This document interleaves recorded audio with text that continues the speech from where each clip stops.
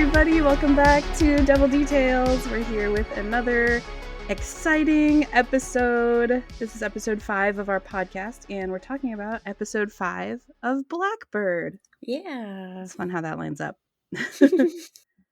Kristin, what is this episode? Episode 5 is called The Place I Lie, and its description is Jimmy's mounting fear and paranoia compel him to provoke Larry. Macaulay and Miller have a breakthrough. Larry's therapist grows concerned. Dun dun dun. I think this episode is going to be hard for us to talk about. Yeah, I agree. Especially the ending. Mm-hmm. Maybe the last 15 minutes or so were very hard. Very hard, yeah. But we're gonna do it. We're gonna get through. Bear with us for the harder parts, I think. But of course, we're gonna have fun too, and we have some awesome featured guests that we're gonna get to at the end of the episode too. So awesome! 2 guests this episode. Yeah, not one, but pretty 2 awesome guests too. 2 awesome guests. We have, just to tease it for the end of the episode, we have Cade Tropeano, who plays young Larry Hall in episode 4. And we have Laney Stiebing, who plays Jessica Roach.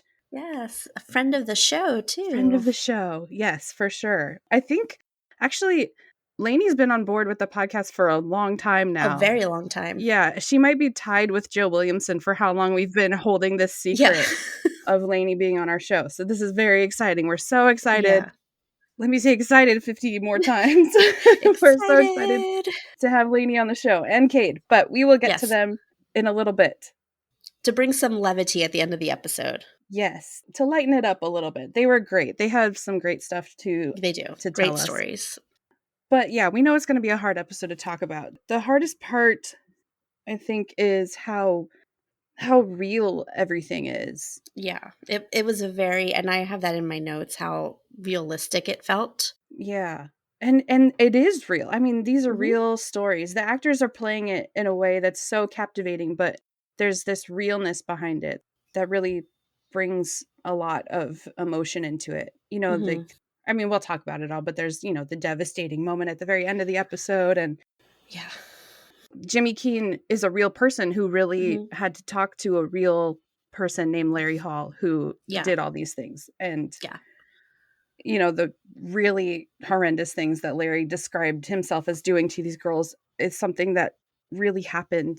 And Jessica Roach was a real person, a real young girl. A real victim that had a family. And the show giving this voice to her and having her be this living, breathing element in the show was an incredible writing choice. Amazing. I loved that they did it just by dialogue as opposed to showing what happened. Yeah. Because it just gave such a beautiful essence of it and kept her humanized.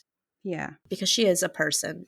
Yeah. And it showed just all these happy moments with her and her life and that she was a real person. So it's going to be hard. Yeah. We'll try our best to keep the lightheartedness that we have in all of our episodes, but of course, yeah, there are a few. There's a little, there's some funny moments in this episode. There's a little chuckle here and there, so we'll get through it. Yeah, I did want to say before we start, I was talking to my brother about this last night. Actually, there's the episode recaps that play before the episode are probably the most unhelpful episode recaps of any show that I've watched. Especially because episode 4 is almost like a break, like a midpoint in the series, I think. And the recap in front of episode 4, it mentioned Vincent Gigante and it had Big Jim's character and it showed Macaulay and Miller. Then none of that is addressed in the episode at all. Not at all. We didn't. I think they just showed them because we didn't see them in episode 4. No, that's what I'm saying. That was in front of episode 4. Episode 4, yeah. Yeah, and then episode 4 didn't have any of that. And then in front of episode 5, the recap had a bunch of stuff from episode 4, which is fine. I mean, but we are back to the Vincent Gigante stuff. Yeah. I don't know. It's very... flipped a little bit. Yeah, I think so. They should have had in the recap, they probably should have addressed more stuff from episode 3 that's being tied back into episode 5 here, maybe. Yeah. And, they could have put like something about Jessica Roach because we saw her in episode 1 and now she's this big point in episode 5. Yeah, because they really don't really mention her just in passing for episode 2, 3, 4. Yeah, exactly. So they could have, I don't know, maybe that's just my feelings from like more long running shows that bring things in like, oh, this happened like 3 episodes ago. We're going to talk about it again. So here it is in the recap. Yeah. And they just recap the last episode pretty much. They're like, they've been watching. They know what's happening. You know what happened. I mean, it's a short series. You don't really need that much, do you? Yeah, just literally recapping the previous episode. But that's okay. We know what's happening. Yes. We watched all the episodes. We dove deep into all the episodes, and we're diving deep into this one. Yeah. And it's a deep one. It's so deep. We're going deep. Yeah. Yeah, so let's just get into it. Let's go for it. The episode opens with a voiceover from Jessica Roach, which in the episode, it's not actually apparent who exactly is talking. I mean, it's definitely a victim of Larry Hall, but we don't know which one. No. It's not really determined until towards the end. Right. That it's her. But we know the voice. We knew it was Jessica Roach when we were watching it. But it opens with her doing this narration, talking about her grandmother's funeral that she went to when she was a kid. And she said that her grandmother's death didn't mean much to her since she didn't really know her. So immediately the episode opens with a death. Yes. And the meaning of someone's death. And obviously through this episode, we are meant to be taking away from it that Jessica Roach and her death is central to the entire story. And it matters, even though, Jimmy Keene never knew Jessica Roach and we don't know Jessica Roach. Yeah, she's not like a pivotal character affecting the story at this time. Yeah. But it kind of brings us to like, this is the reason that this story is important, is because of the victims. Right. And it's just, it was an interesting way to open it. And it kind of mentioned like to live your life type of a thing. I think she even mentions like she has a quote about living. Or so that kind of, I think, theme plays through her arc in that episode. Yeah, it was a very interesting vibe to start the episode on. Yeah. And then we have this very interesting sequence of Jimmy walking through the prison. Yeah, from his cell.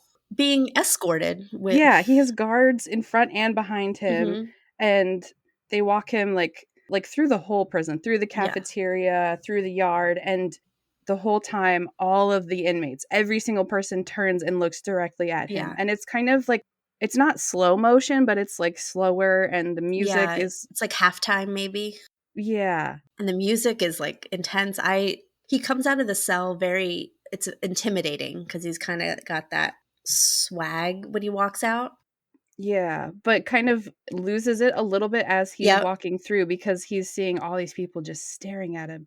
And it's so interesting because it's almost as if it's in his head completely, because once he gets to the yard, there's like an immediate flip. It's like a hard cut and then no one's actually really looking at him. In like a 90s sitcom, it would have been like the record player stop. It's not true. It's in your head. It was very intense, that scene, because it made my heart beat, because you didn't know, like, did something happen that we didn't know yet? Yeah, like, is this in the future or something? Yeah, or... That was my original theory. I watched it twice, and my original theory was that this was something that we were going to see in episode 6, and it was predicting something. But then when I watched it again, I realized that it was mostly just something in Jimmy's head and also indicative of what Mr. Carter is seen doing later. Yeah, and I also think it kind of gives that impression, and I don't know if this is what they were aiming for, but that everyone's kind of questioning Jimmy, his motive, basically, and that little nugget is dropped throughout by different characters that people are starting to figure out. Yeah, the doctor, Larry, and then the older man that he plays bocce ball with. Oh, yeah, Gigante, the chin. Yes. I just call him Marco from Once Upon a Time. Yes. But they all kind of start questioning him or are not 100% certain he is who he says he is. Right. So maybe that is playing into Jimmy's head. Yeah. Yeah. That's what I got out of it. Yeah, and when it flips, he ends up going into the doctor's office, but there's someone in the hallway who does look directly at him in a Yes. way that's like, oh, maybe it's not all in his head. Yeah. Maybe people are being suspicious of him. Yeah, like, why are you befriending Larry? Yeah. Like, of all the people. Right. But he ends up in Dr. Zickerman's office, but there's no Dr. Zickerman in here. No. Dr. Z is on vacation. Larry's doctor is in his Yes. place. At his desk, though. It is still Yes. Dr. Zickerman's office. Yes. That was kind of weird. And I don't know if that was done, like, Larry's doctor did this purposely to try to figure out what was going on, because obviously she doesn't know what Jimmy's purpose is. It's like she's starting to question why he would befriend Larry. Yeah. So I don't know if she told the doctor to take the day off, or yeah. if it's it's something shady happening. And I feel like Jimmy kind of thought that too. Yeah, maybe. The way he was answering her questions. Yeah. Yeah. So Jimmy tries to sort of suss out if the doctor knows anything about his real situation. He's kind of pushing her, but she's like, no, your name was on the schedule and I'm just taking over for Zickerman while he's gone. You know, she's pretty casual about that. Yeah. But then they have this exchange where she asks if Jimmy is a threat to the mental health of any of her patients. And we know that Larry Hall is one of her patients, right? So they have this like back and forth where they ask each other why they're here. And then Jimmy asks why is she here? And she's here to treat mental illness. And she's very adamant that the reason that they're in prison is not affecting her relationship with them as a patient. Right.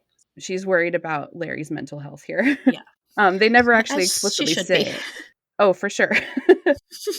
And she's not worried about Jimmy's mental health. No, not She's not like, in you the seem least. fine. Yeah, you're okay. Also noticed Jimmy's voice, and I don't know if it's just the way he was speaking, but it seemed much deeper. It did. And like gruff. And kind of quieter. Yeah, it was more of like not a whisper, but just like a deeper octave. I don't know if that's like an intimidation thing or... Yeah, or if because he was a little nervous, that he tried to play more tough than what he normally is. Yeah. This doctor clearly does not get a good impression of Jimmy, though. No. When she talks to Larry later, we hear about that. But she's definitely worried that Jimmy's friendship with Larry is affecting him in a negative way. I noticed that she closes the folder in front of her. Like, I'm assuming Jimmy's case file in front of her, and her glasses are in the folder, and she just closes them in there and like moves them aside. Like, oh, does she know her glasses are in there? That was interesting. And at the end of that exchange, she just kind of storms out, and they never are actually straightforward with each other. No, and that I thought when she was leaving that she'd leave and Jimmy's doctor would actually come in at that point. So it was just very abrupt that she just got up and walked out. Yeah, and it feels like they just kind of left that open-ended. Yeah. You know, in the book, I don't know how much I want to talk about this before episode 6, but in the book, Jimmy's doctor does go on vacation. Yes. At a very inopportune time. Yes. And I think that is leading to the big finale in episode 6. Yeah. I guess I won't get too specific just to not spoil it. In case you didn't read the book. It's a thing. The doctor going on vacation, it's a pivotal moment. And yes. I'm curious if it's in episode 6. Yeah. But then Jessica Roach comes in again, and she's talking about the time that she got to go to the ocean with her family. And the way that this is filmed, there's like a very warm, loving feeling over it. And there's kind of a little bit of darkness, I feel like, too, kind of through it. And all of these flashback scenes with Jessica are framed by like a white, like a glow effect. Yeah, like at the beginning, it's like it starts white and fades in, and then it fades out to white. Yeah, almost like an angelic touch to it. I have a note that the beach scenes specifically, but a lot of Jessica's scenes are so beautifully lit. Shout out to Natalie. Yeah. That they had this glow about them and kind of almost wholesome feel to it. Yeah. Especially the beach scene was very just angelic and golden, and Yeah. it was It's just so really beautifully. highlighting these happy moments in Mm-hmm. this girl's life. And I liked too that the camera was very low in the sand for most of it. So it felt like you were sitting on the beach blankets Just hanging out. with the family, and that you were a part. I have this note several times throughout this specific episode, that the way the camera is sitting, it makes you feel like you're just sitting right there. Yeah. So it made you feel like you were a part of everything. Like, so and I would assume this makes you feel all of the emotion throughout the scenes so much more because you felt like you were a part of it, as opposed to being up above looking in. Yeah. Yeah, I agree. There was my nerd out for a moment. Yeah, it's beautiful. Yeah.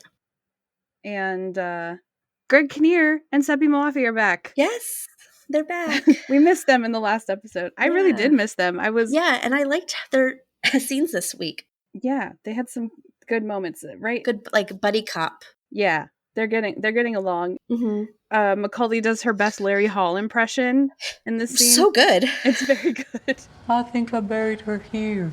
No, it was here. Maybe it was there. No, I think I buried her under a tree. It took me a minute when I heard it. I was like, who is talking? Is that Larry Hall talking right now? I thought it was a recording. It's very good. Mm-hmm. And Miller and Macaulay, they think they know where Trisha Reitler's body might be. Mm-hmm.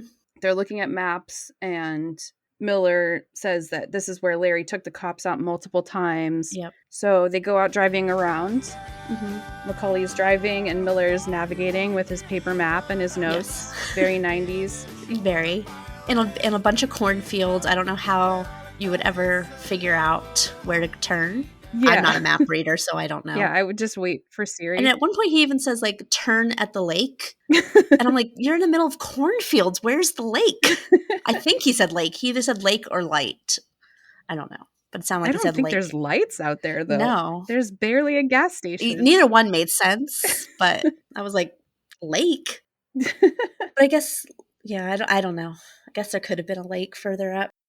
Maybe. But they do take note of a gas station that they pass by. I have a fun fact about that gas station. If you live in the South, that gas station was probably a Valero gas station based on the color, because Valeros are huge in the South.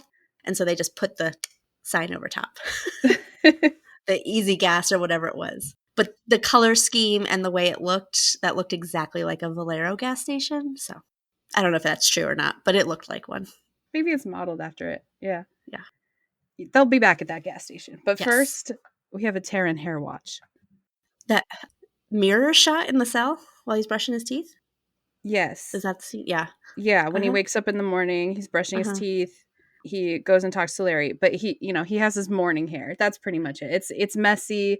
It's not slicked back. No. He hasn't done anything to his appearance. He's just brushed his teeth. He actually looked sleepy, like he had just woken up. Like his face still kind of looked puffy. Yeah. His hair was disheveled. He still kind of looked like he just rolled out of bed. The sleepy eyes. Yeah. Yeah. So I don't know if he, it was actually early morning or late at night. So he genuinely looked tired, or if they just did that with makeup. Yeah. But he did look it. He looks sleepy boy. But Larry does not look sleepy. Jimmy sees Larry. He's very alert. He's alert, and his hair is very interesting. Like this is a Larry hair watch. Yes. His hair is like parted in the middle, and it's combed, and it's like laying flat against his forehead. Like almost slicked. Yeah, very neat. I don't know what that's about. That was an interesting Larry look there. And there, I took a bunch of silly notes. But Taryn's arms, I just wrote. Yeah. I have his arms, his hair, sleepy. He's got massive arms and just wearing this wife beater tank top. Yeah. He doesn't have his like full jumpsuit on. But they're sitting at a table right outside their cells, and Jimmy's smile, he puts on this huge happy smile. Yeah. Like he's so happy to see this guy. At this point in the show, we are 5 episodes in. something huge happens every time there's a Larry Jimmy conversation. Yes. Every time they're talking, I'm on the edge of my seat waiting for Yes. some crazy stuff to come out of Larry's Somebody mouth. to get shanked or something. Something's going to happen. There's going to be another riot, or just Larry's going to say some buck wild thing about Yeah. women, and he does in this one. Yeah. They make small talk. Larry tells Jimmy about seeing Gary, and he says that Gary married a stinky bitch. Yes. Jimmy's face when he says that is kind of like, okay. Oh, all right. She thinks the Civil War reenactment thing is silly. They're just playing dress up. Dress up. But this very smoothly goes into a conversation about the age of consent Yes. for women, and how in the Civil War times, women married much younger back then. Yeah. Because he tells Gary's wife she would be an old hag in Civil War days. Yes. She would be old. No one would want her. And he brings up his great-grandmother, I think he said, had his grandmother at 14. Yeah, there's also this tangent that he goes on about, it's like conspiracy theory level, where he's talking about how the government invented high schools to make money. But it was kind of one of those like conspiracy theories where you're like, is that true? Right. Is that what happened? Like, kind of sounds true. Don't believe Larry Hall's conspiracy theories. No. He kind of got me, though. Whatever you do, don't take away from this show that Larry Hall is right about anything. In the matter of like 30 seconds, you get a like history lesson about, you know, revolutionary times, and then this conspiracy theory. You're like, wow, all right. Oh, interesting. And Jimmy's all in. He's like, dang, you're right. That's a very interesting thought. I noticed that I wrote down that when Jimmy says that you know, you're onto something, Larry seems caught off guard to be complimented.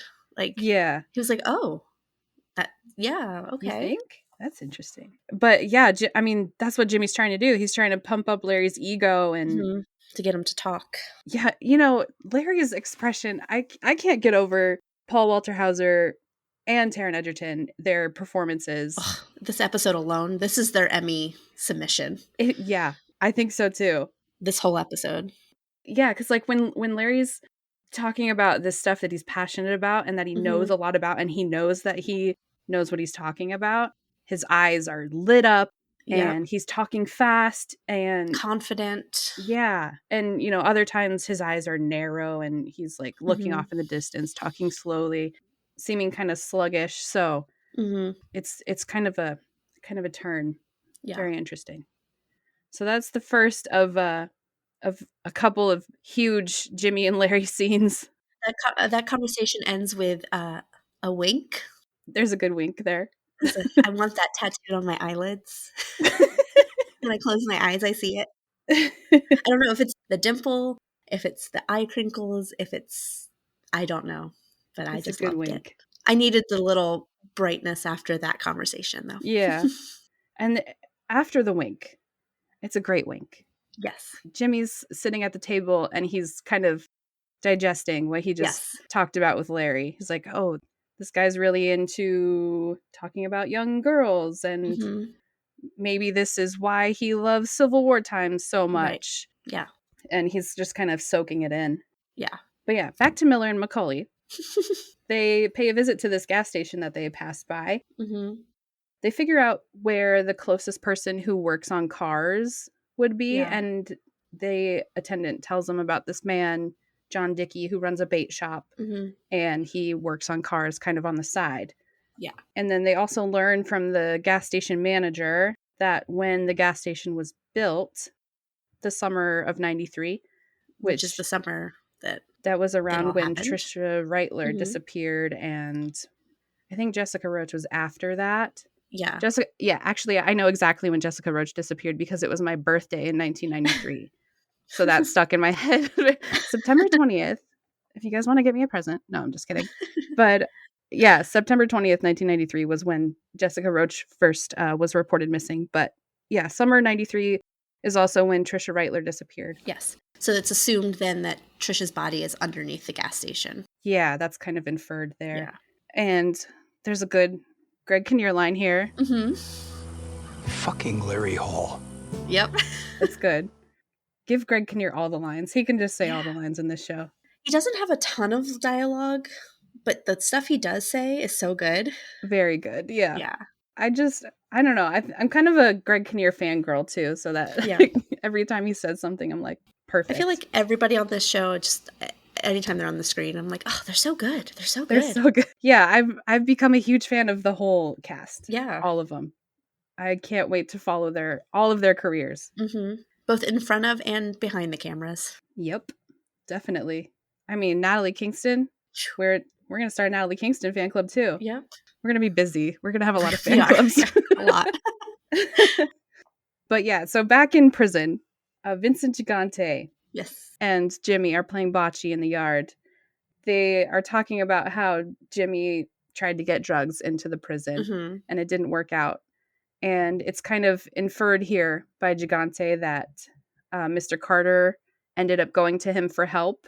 Yes. As like a last resort type of thing. So yeah, here's our CO Carter watch. Yeah. I have Joe sighting. I wish I had a stinger or like some audio clip that I could play for her watches. Da-da. It's kind of late now. We're at episode 5 of 6, but yeah, just like a little like it's a CO Carter watch. The trumpet. Taryn hair watch. Taryn hair watch.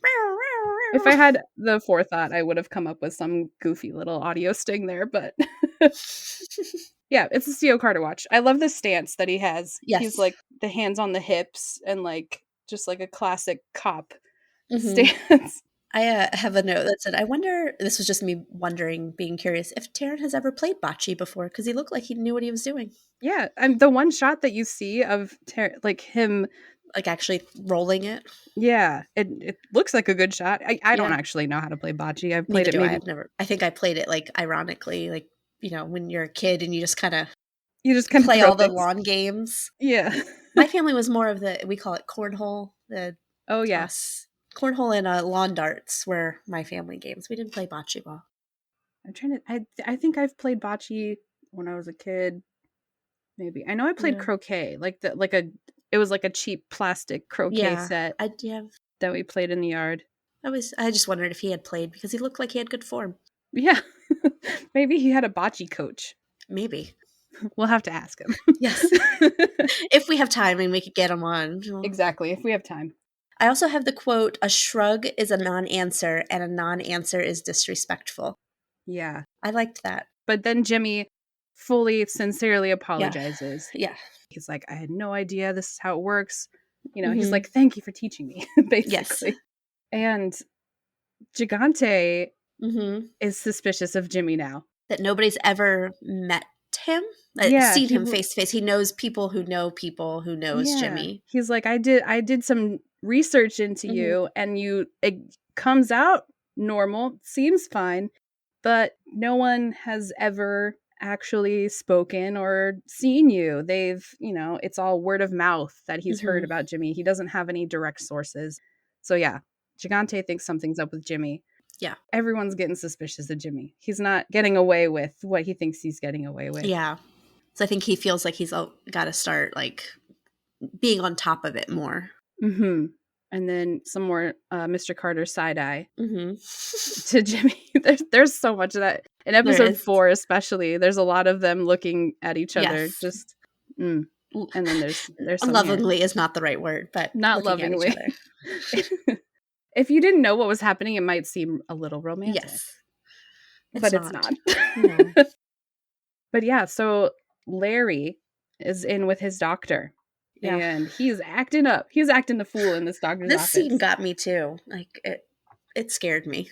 It is scary. And the doctor's like noticing these differences in Larry's behavior. He's feeling good and acting cocky. Yeah, and he has some crazy lines that he says in this scene and in like a weird voice and not like the high pitched voice, but it's that deep. I was like, oh. Yeah, he growls at her. God, he's so good at this role. Oh yeah, it's creepy, and he talks about her kids. Yes, and what they smell like. Like, absolutely not. No, I don't know how this doctor is putting up with this. This is insane. And she seems unfazed. Like, I know that's her job, but And she's heard this from him before. Yes, because she says, I've answered this question before. Yeah. She knows that he's asked this, but still, I'm like, oh my Yeah. gosh. And the only thing that is different about this interaction with her, to her, is that he's feeling cocky. Mm-hmm. It's beyond just the confidence he has when he's doing the talk of the reenactments or cleaning or cars. Yeah, it's more. It's so funny when I was watching this with my brother, when the doctor mentions the word cocky, my brother turned to me and he says, "Cocky people make mistakes," which is, a line from what episode? I think episode 2, when the U.S. Marshal tells Jimmy to not be cocky. Don't, because they make mistakes. Stay scared. Cocky people make mistakes. Well, I was scared, so I was scared too. And Larry's happy, and the doctor is like, "Is this because of your friend? Is this what's making you act like this?" And Larry, he doesn't say yes, but he is very happy about his relationship with Jimmy. And he says that he's not alone anymore. Yes. And he kind of gives the impression that, because the doctor says that Jimmy lives without regret, type of a feel. And Larry's like, no, he does have regret. He does have pain. He's been through a lot. Yeah. So like he can relate to him, and they can be buddies together. Yeah. And it kind of is, it's like Larry wants to put forth this view that he knows his friend. He's like, no, you don't know him like I do, kind of. He may seem like that, but I know the real Jimmy. Mm-hmm. So back to Miller and Macaulay for a minute. Yes. They go and meet this bait shop owner who knows Larry. I was digging the vibes of this guy. Knitting. He walked up and he's knitting this long scarf. He doesn't even look up at them. No. He finally does look up and he's like, oh, hey. He's so just smiley and nice. And I don't know, really small town friendly with them. Mm-hmm. But then when they ask about Larry, he says like, oh, he's creepy as all fuck is what he said. I'm like, well, yeah, especially because that last scene. Yeah, and I really love that Macaulay, he apologizes for cursing in front of a woman, and she's like, no, please, like, speak freely. I get it. Yeah. I also had that he seemed like a bit shady at a point. Yeah, like, there was something off about his smile. Not completely innocent. It's like he knew more than he was letting on at that point. Yeah, I think so too. There was something, I don't know. Maybe they're just trying to put that in everyone who is in the show. They're like, you don't know what's going to happen. You don't know if this guy's there's involved. More people involved in this whole thing, and throwing some red herrings at us. Yeah. With a literal red scarf. Yes. Red flag. Oh, good symbolism. Symbolism. Could be nothing though. Could be nothing. Oh, there was another good line this guy had that said that Larry had the look of someone who had never been hugged, even as a baby. I mean, that's kind of true. Fair, yeah. The guy tells Miller and Macaulay that Larry, he sold them some car parts, and then Larry started hanging around even when he wasn't looking for car parts, and talked to the young girls in the area, and they had to run him off sometimes because he would make the girls uncomfortable. Yeah. He tells them about his daughter and how his daughter has directly interacted with Larry. So they're gonna wait around and talk to her. There's a couple of Jessica Roach moments in here. Yes. There's the part where there's a cute boy who says that she was nice, and then she's talking about these new sneakers that her and her sister got, and they put them on and then immediately went out into the field and stepped in cow pies. So they're washing their shoes in the lake. Yes. And it's just another like fun, happy moment. Her and Levity. Her sister. Yeah. And I like how they interspliced them into the heavier moments to kind of take you out of that moment to feel something good. Yeah. It was very smooth transitions, but it made you feel like, okay, I can breathe right now. Right. Here's this just nice young girl who's living life. But there is this air of like, oh, this is a victim of Larry Hall that we're hearing. Yeah, there's like a too. Dark cloud over it, but it still feels lighter than everything else. Right. So back in prison, Jimmy tries to make a phone call. Yes. And it's not working out for him. He keeps dialing his account number and it's not going through. They're zooming in on the numbers, and he's definitely dialing Dr. Z's number. Yes. I keep calling him Dr. Z like I know him. Dr. Just Zickerman. my buddy. Dr. Zickerman. Yes. I also noticed he's using his thumb to dial, and I don't know anybody that does that. At least I don't. But my sisters mentioned that maybe it was a blocking shot so that you could see the numbers, because if you use your hand, like your pointer finger, your fists would block the numbers, and because you're trying to see that it was the therapist's number, I was like, oh, maybe that is, so your fist is down and you're dialing it, as opposed to makes sense, fist up with your finger. Definitely, I did clock the first time that he dialed the 612-5711, and he's dialing his account number in between there too, so there's other numbers that he's punching in, but he's trying to call his doctor. Because I feel like he's getting to a point where he's like, okay, he's starting to confess. What do I do? Yeah. Like he's panic dialing. So that's setting up a huge thing that's going to happen in episode 6 for sure. His phone's not working, and there's this moment where this big bald guy behind him is like getting impatient, and they get in each other's face a little bit, but Jimmy just walks away and ends up in the yard with this fucking guy, Mr. Carter. And his hair looks super dark in this scene, by the way. Does it? Yes. I wrote it down. I said, hair looks really dark outside. This hair thing is going to drive us so crazy. I mean, it is. It has been all year. Yes. Over a year. But fucking Mr. Carter, man. Yes. This guy is just walking around the yard telling different groups of prisoners that Jimmy's a snitch. Just flat out. Yes. He leans in. He's got this impeccable stance where he's got his foot up on the bench and he's leaning over. He points directly at Jimmy and says, that guy is a snitch. Flat out. Yep. That's what he says. And then he goes and he sits with Gigante and he does the same thing. He's like, that guy, he like nods his head towards Jimmy. That guy's a snitch. This guy's going to ruin everything.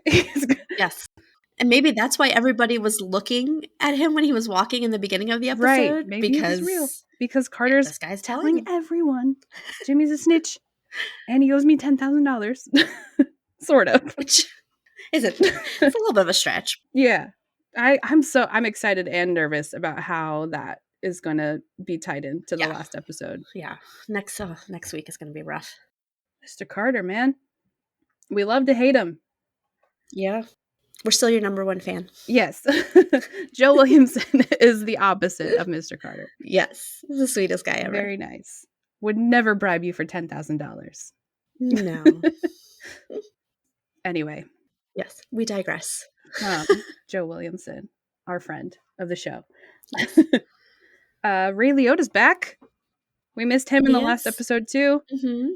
He's back. We see him on the phone with this phone company. He's trying to get a hold of Jimmy and it's not working, and they won't. He's trying to pay. Yeah, they won't take his payment over the phone, and he gets really worked up and ends up getting in his truck and going for a drive. Which made me nervous, but driving is a thing that I find pretty therapeutic, actually. If I need to decompress, going out for a drive feels good. But it made me nervous the way the music was going. And I was like, I don't know how they're going to play this. And if someone has had a stroke, it makes me very nervous. Probably shouldn't be driving. To let them drive on their own, you know? Yes. Especially to go get alcohol. Yeah. I just feel like that was a little... Which it seems like he would get the Kahlua. When she asks for it, he's like, yeah, I don't know about that. Like, we don't have money to even call Jimmy right now. I'm not going to buy you Kahlua. But, oh man. So after this is it's the scene. It gets tough. It's here it is, you know. Jimmy goes and finds Larry in the wood shop. And they're sitting at a table together, and Larry's carving these little bird figurines. Yeah, my notes are very just bullet points at this point, because I had a hard time writing stuff down because I was so into the scene. And because it was so deep and heavy that it was hard for me to put it down into words. Yeah. This one gets rough. At first, Jimmy is telling Larry this kind of fudged up story that there was a guard that was talking to him and told him that Larry is a kid dealer and a kid killer. Yeah. And cue Larry's creepy serial killer laugh again. Yeah. In this scene and in the last time that Jimmy and Larry were talking, it's as if Larry is justifying his interest in young girls because of this Civil War history stuff. Yes. He's like, it was fine in the 1800s, so it's fine for me now. Right. He even is, he looks the part. He's like, I am basically in the 1800s with my Burnsides. So like that's his excuse for doing it. Because he's reenacting. Yeah. They weren't considered children back then. So this is what I'm doing. It's okay. But then Larry asks Jimmy how many women that he's had sex with. And Jimmy says 80, which is just a number that he pulled. It's not an accurate number. He's like, maybe, it could be. Give or take one or two. Yeah. And Larry's like, how? Yeah. He wants to know how that happens because Larry can't get women. No older women. Nobody wants to talk to him. Yeah, only younger girls are who interacts with him at all. This is when Larry starts talking about Jessica Roach. The entire sort of event. He offers her a ride because her bike tire was flat. He says that Jessica liked talking to him at first, that she was nice. She was laughing. Yeah. And then took a turn. She flipped a switch. She what did he say? Like a rabid squirrel? Yeah. With a little weird hand motion. Hand movement, yeah. The people listening can't see us doing our so yeah, we're both doing it. He did the little, what we're doing right now that you can't see. And this scene is when my heart first skipped, I think, or this part of it, because the music stops. There's music playing over it, and then it stops, and there's these really close-up shots of both of their faces going back and forth. Because Jimmy asks why he thinks Jessica turned. Yeah. And Larry says, why do you ask? And so it's Larry's questioning why Jimmy's questioning so much again, and it's so quiet. But you can see the pain in Jimmy's eyes when he asks that. I don't want to know the rest of this story, but I need to know the rest of this story for what I'm doing. Yeah. But you can see the almost torture in his eyes. And it feels like the show and everyone is just holding their breath right here. Like something's going to happen, or I don't know. I felt like I couldn't breathe at that second. Yeah. And because of the way the camera was, you felt like you were sitting in between them almost at the sitting on the table because it was so close. Yeah. So you felt like you were in that space. And so I think it amplified that. Yeah. It was a feeling. It was a crazy, crazy moment. Yeah. And when the music starts again, they are panned out, and it's a wide shot of them sitting at this table. Yes. It starts this super slow zoom shot. They're really far away, and then it slowly creeps in on them as Larry is telling Jimmy more about it. And it's intense, and you're you're far back, and then the camera's panning in and you're kind of leaning in. Larry is telling Jimmy that Jessica got in his van, and according to Larry, the interaction was still very pleasant at that point. Jessica was curious and he was talking highly of her. She was asking smart questions, being curious, but then Larry kissed her. She turned. Yeah. And that's when she turned. And that's when Jessica started fighting against him. And just horrifically describing the ways of knocking her out. And that was and then she scratched him, I think he said. Yes. And he said she had a lot of meat under her nails. Yeah. And the fact that he knew to clean her nails out so that there'd be none of his DNA around her shows how calculated it was. It wasn't just a oops. Yeah, definitely I wasn't screwed off up. the cuff. I mean, the fact that he had No. starter fluid and a rag ready to go Right. in the first place, too. It was definitely something he was planning on doing. Yeah. God, it was hard to listen to all of this. And It was. he did end up saying he doesn't call it rape, but it is what it is because she was Yeah. unconscious. Yes. Jimmy even asks, and he says no. Yeah, he says that he sort of blacked out, and then Yeah. when he And came to, both of their clothes were off. yeah. He said he was like above what was happening. Like he was having an out of body Yeah, experience. and he would just see himself beating her, and Mm-hmm. it was hard. Mm-hmm. I don't know how they acted through that. I mean, I know that's the whole point. It's just words on a page when you're an actor, but to be in that headspace to do this scene, I don't know that I could have done that over and over again. Yeah. And Larry goes on to describe exactly how he killed Jessica after that. Mm-hmm. And there's a view of Larry's van in the cornfield. So, like, Mm-hmm. where this is all taking place. Mm-hmm. But yeah, Taryn's face Ugh. in this scene.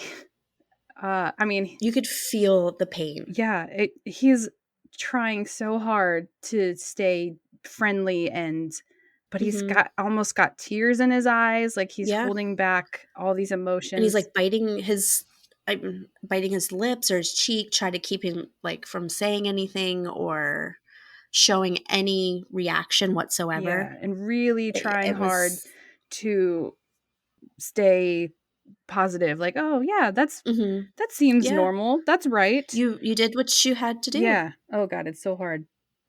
And you can hear the emotion in his voice when he even says, sounds like you had to do what you needed to do, or however he says it. Yeah. Yeah. Yeah, it was the pain. I have it like 3 times in my notes, like, ugh, his eyes. His eyes. Yeah. Just holding it all in, being a friend to this terrible person who is describing in such great detail these ridiculously horrifying things. Mm-hmm. I liked that, like I had said earlier, I think how they chose to do this, because they could have very easily shown flashes of it happening to, hit the point a little bit. And I know there's movies and shows that do that, but I liked that they kept it as dialogue because it was more impactful, I think. Yeah, I think so too. To have him describe it. And it didn't dehumanize Jessica. Like, it didn't turn her into just a body at that point. Yeah. It kept her as the person she was. It hit a lot harder, I think, watching these two guys talk it through. Yeah. Because you could feel the pain of Jimmy, and you can feel I don't even know what you would describe Larry at that point. I don't even know. I don't know either. It's, yeah. Yeah. It was rough. I mean, yeah, that scene turns your emotions on. Mm-hmm.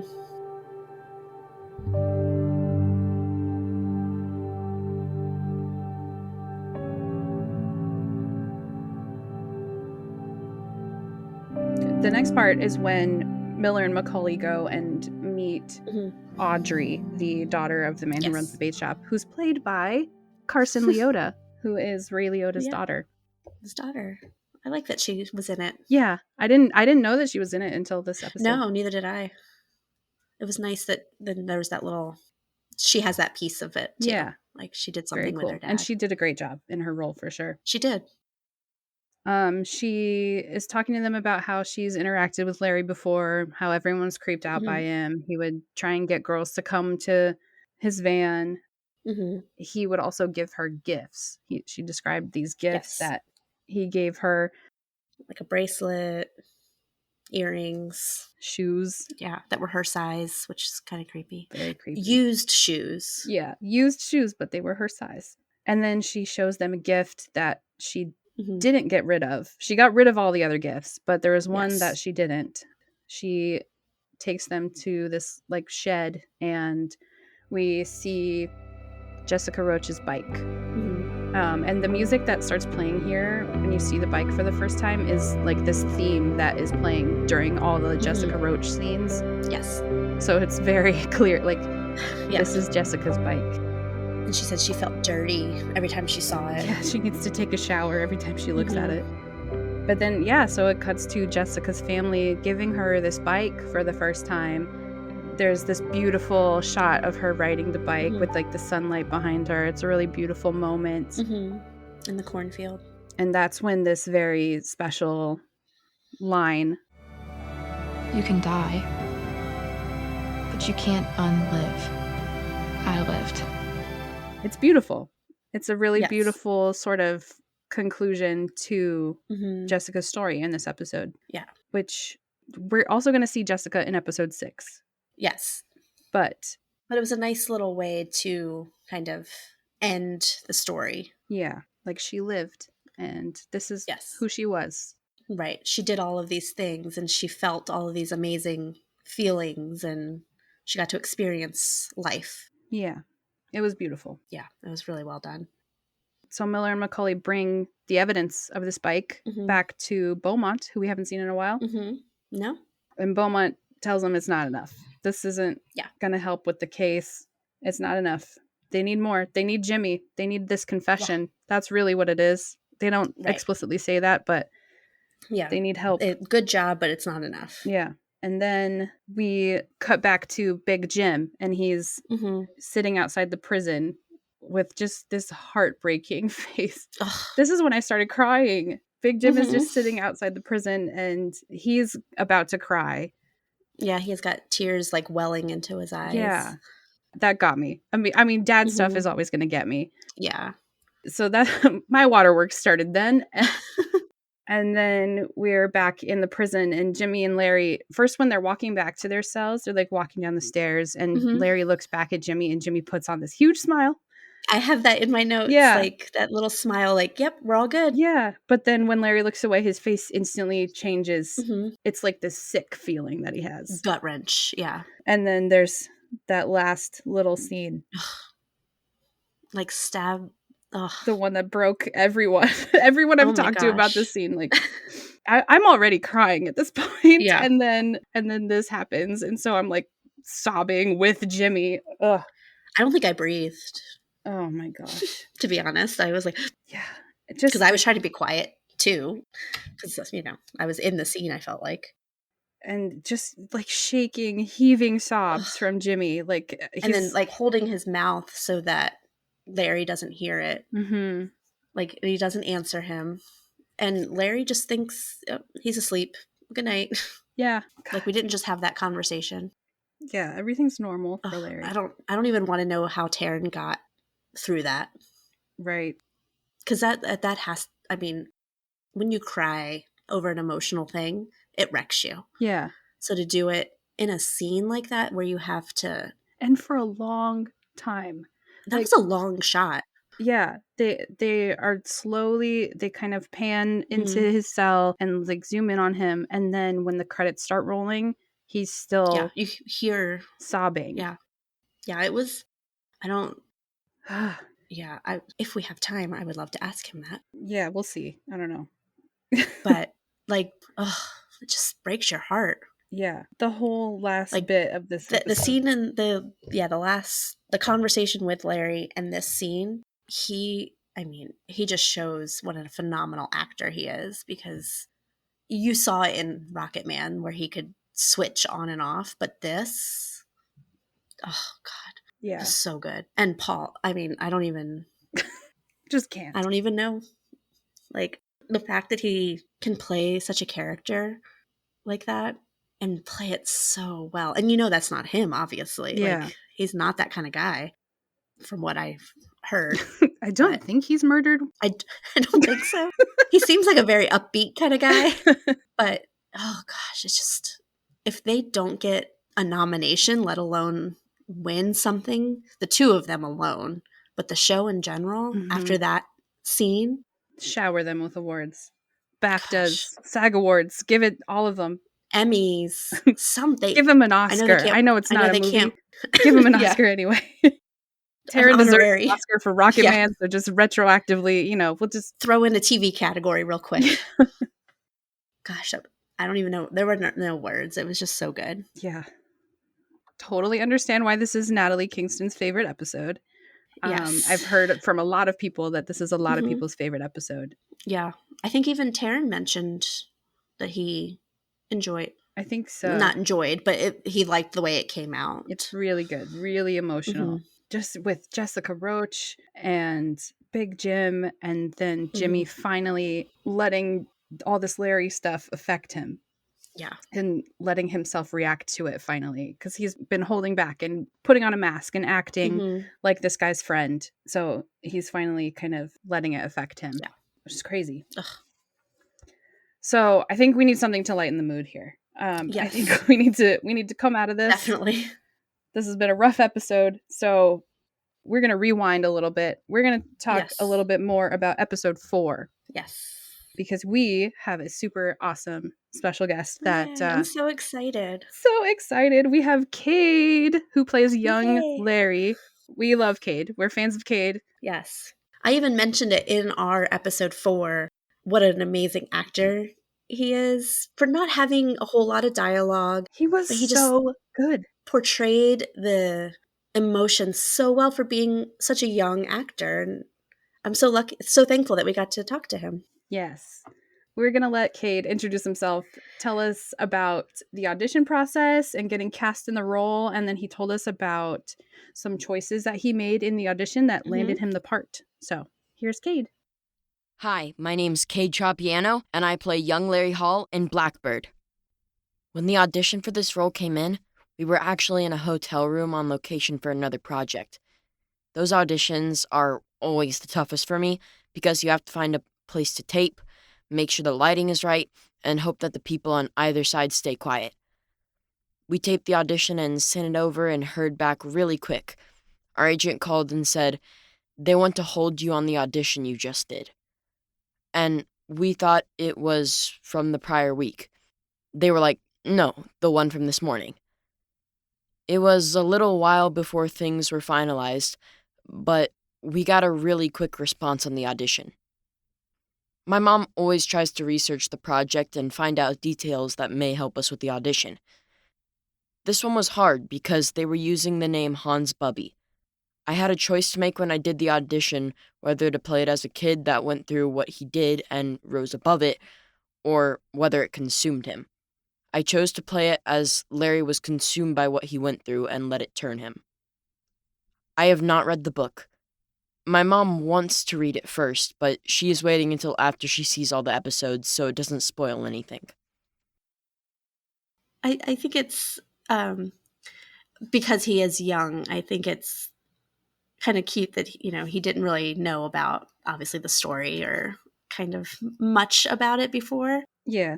But the fact that he chose to play it as the character that was consumed by something that happened and without knowing anything about the story, I thought that was a good idea. Yeah. Like clearly the correct choice there. Yeah, well and got it that day. He got called back. Yeah. Amazing. We also asked Cade what his favorite part about filming was. So this is what he had to say. There were so many great things about filming Blackbird.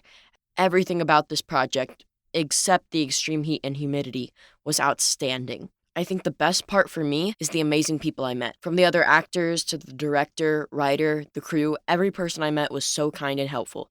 It was really a special project. That heat and humidity will get you every time. Right. I think that's a common theme from everyone that we've talked to. Yeah. Like, it was so great, how hot except it was so hot. Well, you picked Louisiana in the summertime. That's on you. It's not on the actors. Right. We asked Cade about what it was like to film such a dark subject matter and filming the graveyard scene. My character was difficult because he was not someone that I could identify with on any level, but I love a challenge, and I love to tell a story, so I was all in. I think the most difficult scene to film was the grave digging scene. It was so hot, and I was in 3 layers of clothing. The mosquitoes were bad. It was a really long night, and we were in a graveyard. I found none of that appealing, but I am really proud with how the scene turned out. It was hard work, but it really paid off. We filmed the graveyard scene in parts. The first part, walking into the graveyard and digging up the grave, was filmed in the graveyard at night. There was a stunt coordinator that I worked with on jumping into the grave after it was dug out. That was cool. Then the coffin scene was filmed on a soundstage.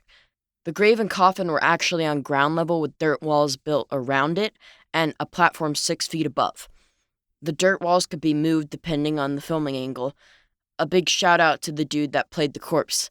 He had to lay there perfectly still in a coffin for hours on end. I don't think I could have played that role. I mean, you have to draw a line somewhere, right? I think laying in a coffin is that line for me.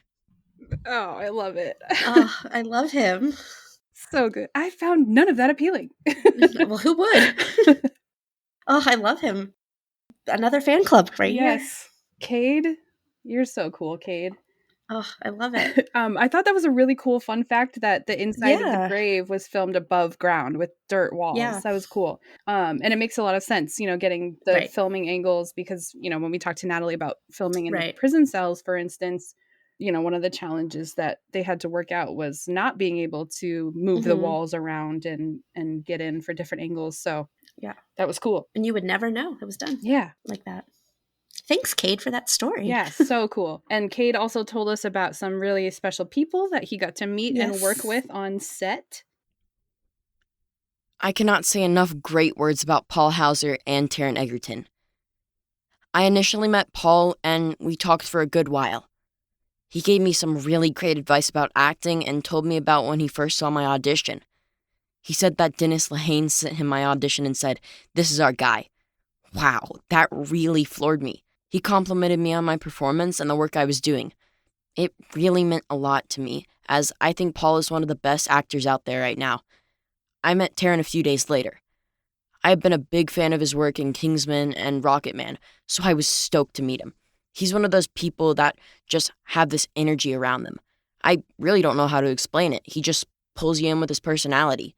He too was very complimentary of the work I had been doing. They are both exceptional actors who I am just so honored to be associated with on this project. Behind the camera, I worked closely with Joe Chappelle, who was directing my episode.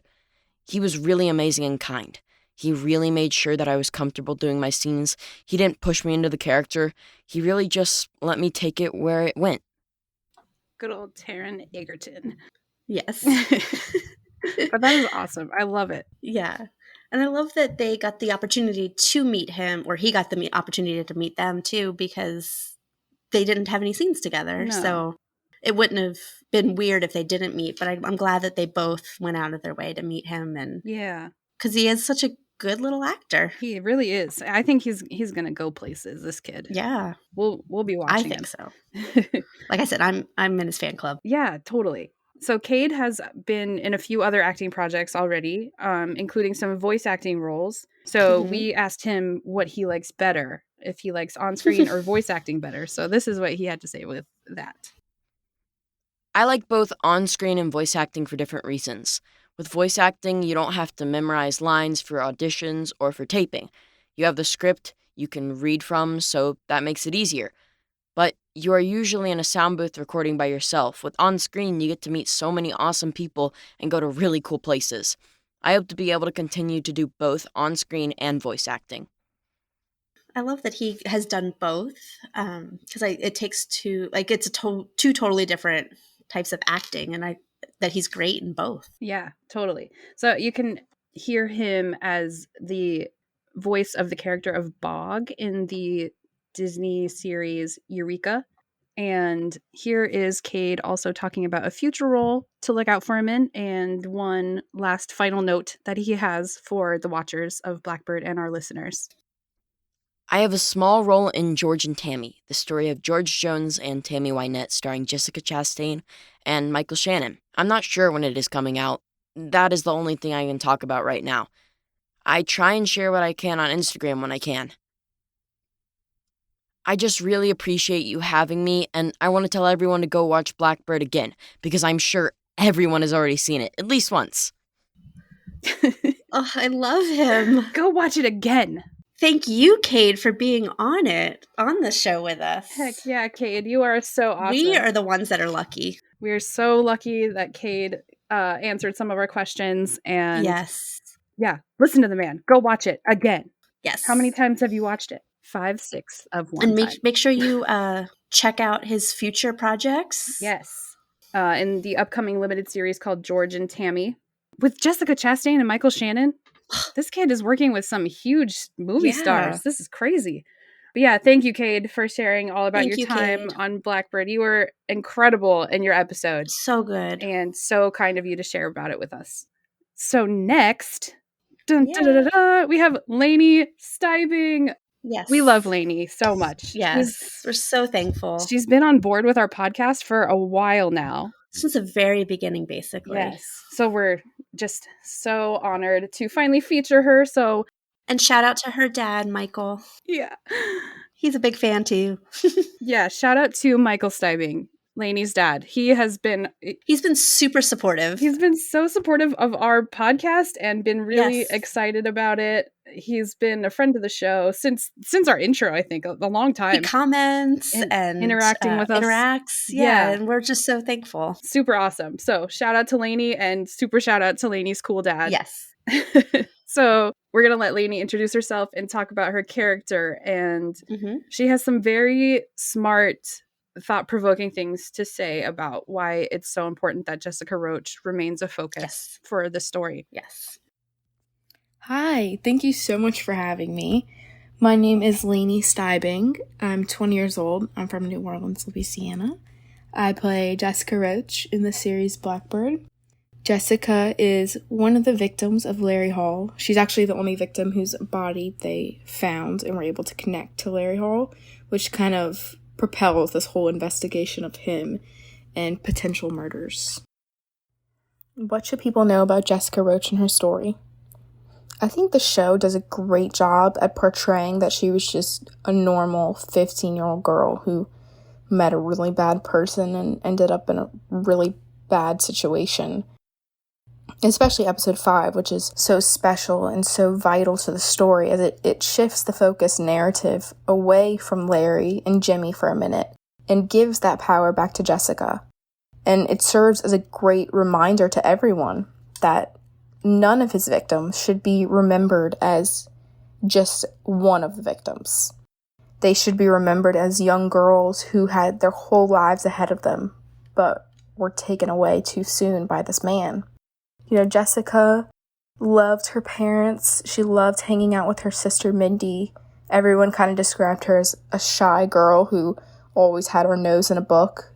She loved to watch Gone with the Wind, and her parents said she had the biggest dreams. She wanted to be a pilot and fly those big planes. I think it's important to remember that at the heart of the story is several young girls whose lives were taken away from them, and several families whose lives were completely destroyed by the acts of Larry Hall. Wow. Laney also told us about how booking the role went and what it was like working on her first big project. Yes. My agent sent over the audition, and I remember it was a quick turnaround. It was due like the next day, so I didn't have much time, and this was COVID. It was early 2021, so COVID precautions, and the industry is now self-tape. So I got the tape in, sent it to her, and about a week later I got the call that they booked me straight off of tape. It was really fast. Acting in my first role was just a whirlwind, and I really thought that I would be more nervous than I actually was, but I really think it's because I just didn't have time to be nervous. When I found out that I booked the role, I was going to fittings and COVID tests and all that fun stuff, and then working the next week. So I didn't really have time to sit and kind of work myself up. But after the first day, and after kind of those first day jitters, I was just so excited. Every day that I was planned to go to set, I just got so excited, and I just wanted to be around everyone and be in that environment. There was one scene that we have in episode 6. It's a pretty intense scene, and I got a little nervous for it. I remember that day, At a late call time, I went and visited my acting coach beforehand to kind of get some last-minute pep talks in and all that. And I went into hair and makeup. They called me back into hair and makeup about 3 times because they just weren't quite sure of which look they wanted for the scene. And they were running behind that day, so I waited in my trailer for about 6 hours. And you know, when something that you're anxious about and you have a lot of time beforehand, you just kind of work yourself up. And so that's kind of what happened. I was there by myself for 6 hours and just thinking about it and getting more nervous. And I was trying to distract myself, like making TikToks and watching TV, but I just got really nervous. But once I was there, everyone was so nice and really calmed me down. And I wasn't nervous anymore once I stepped foot out there. And it ended up being a really great scene. All right. We will have to look out for what she was talking about, that big scene in episode 6. Yes. Laney also told us what she did to research this story with some help from her parents. So another big shout out to Laney's dad and mom. So here's Laney again. Yeah. Did I know anything about this story before I got the part? Actually, no. And that's because all of the information that came along with the audition was little to none. I didn't know what the show title was. You know, that was a code name. I didn't know what my character's name was. She was just referred to as Midwestern Girl. I didn't even know it was a true story. So I really just did the best that I could with what I had for the audition. And then once I did get the part, all that information was revealed to me. And when I found out it was a true story, I immediately started, Googling and trying to find as much information about it as I could. And I was actually talking to my parents about it and telling them, what I had found out about the story. And they were like, that sounds so familiar. And then they realized they had seen that episode on Dateline. They're big Dateline fans, so they were telling me about it, and we actually watched the Dateline episode. I watched another true crime show that did an episode on it, and I really just did a lot of reading on the internet about the story. It was kind of hard to find, stuff about her. There was a really great article that her family wrote. They do a scholarship in her name at her school every year, and they had a lot of great information about her, and it really gave me insight into who she was, what kind of lifestyle she lived, and that was extremely helpful. That was interesting. Very cool. Good to know about the scholarship, too, for Jessica Roach. Yeah, for sure. It was really cool to learn. Laney also told us about some of the fun people that she got to work with on the show and how it was working in such difficult subject matter. Everyone that worked on this project, both in front of and behind the cameras, were amazing. I was able to work with Taryn and Paul, and I got to meet Greg Kinnear and all of the fantastic directors that we had, and our cinematographer, Natalie Kingston. Just everyone there was amazing and put their whole heart and soul into this project. Honestly, one of my favorite people that I got to work with on the project was David, and he worked in the costume department, and he was the one who I would go get fittings with, and he just always made my day. He was so funny and so nice, and we always just had so much fun on my fitting days. The showrunner, Dennis, really wanted to avoid showcasing the violence towards the women. So because of that, a lot of my scenes were very fun and lighthearted. Riding the bike, playing with my sister, being with my family. All of that was very fun and enjoyable to do. There, of course, is the scene of lying in the cornfields. And then there's the scene that we'll see in episode 6, which was really the only dark scene that I had to do. And everyone on set that day was very respectful and gave everyone their space and really just let us find the scene. And of course, it helps when you have fantastic actors like Taryn and Paul, who, when they give so much like they do, it makes your job a lot easier.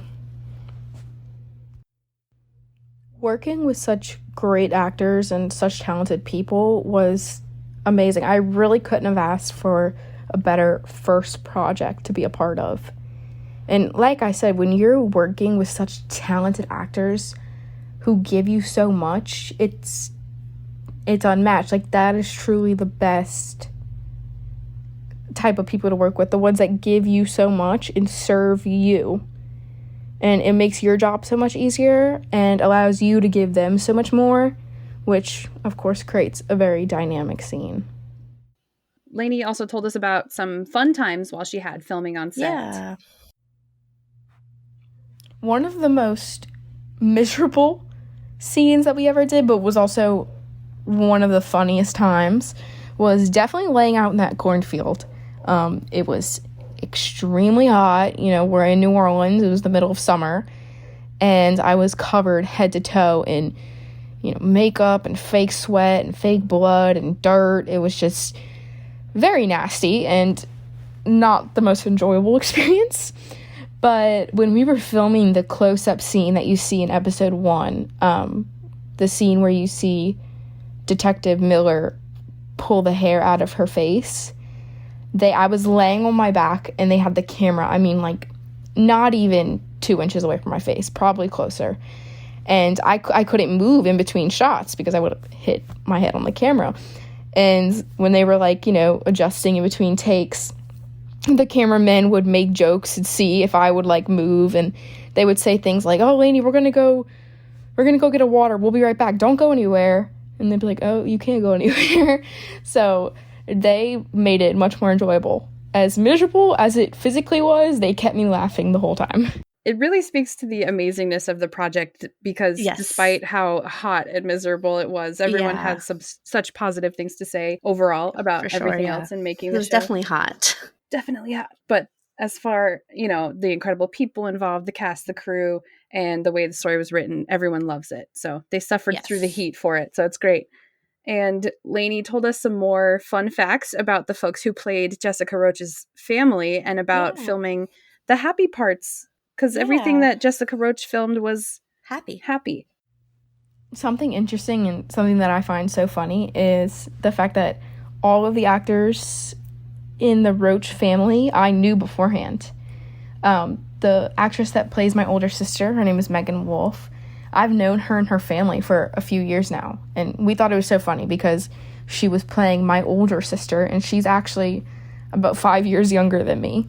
The actress that plays my mother, Rachel Groves, she actually was one of my acting coaches for a few years, and her husband plays her husband on the show. So it was really funny when I saw their names, and I was like, oh my god, I know all of them. And it was also really nice to have them because I filmed the scene with all of them on that first day. That was the first scene I ever filmed. And so it was really nice to have them there and calm my nerves because I was familiar with them. One of the most memorable parts of filming was definitely the day I got to do all those fun scenes with my sister. I've known her for quite a while, so it was honestly just like hanging out with a friend, except, you know, there's cameras and microphones and people telling you what to do. But we had so much fun. We were at a state park and we got to play in the water and, you know, in our clothes. We were climbing on trees and playing with seashells and really just having fun on our own and improvising and just kind of listening to what everyone was telling us to do. But we had so much fun. I thought that was an interesting story that she knew her family previously. Yeah, like very cool. She knew everyone already. So, yeah, thank you so much, Laney. Thank you, You're Laney. a star. You can follow Laney Stiebing on Instagram as well. She's at Laney T. Stiebing. And definitely follow Cade Tropeano on Instagram as well. He is at cade.tropeano. And I'll link that in the show notes as well. And, yeah, thank you both. Yeah, thanks for listening, guys. And, thank you for listening. That's going to do it for us. Sorry, we still didn't have time for Taryn. I mean, we had 2 guests this episode, so we ran out of time. And Kristin has to go right now. Yes, so I gotta run. We're literally out of time. So maybe Taryn will come in next time. Sorry about that, bud. Fingers crossed. Yeah, thank you guys for listening. Thank you. We will see you see you next week. The finale. Oh, God, It's happening. We won't talk about it, though. We're fine. We're on episode 5 still. Bye!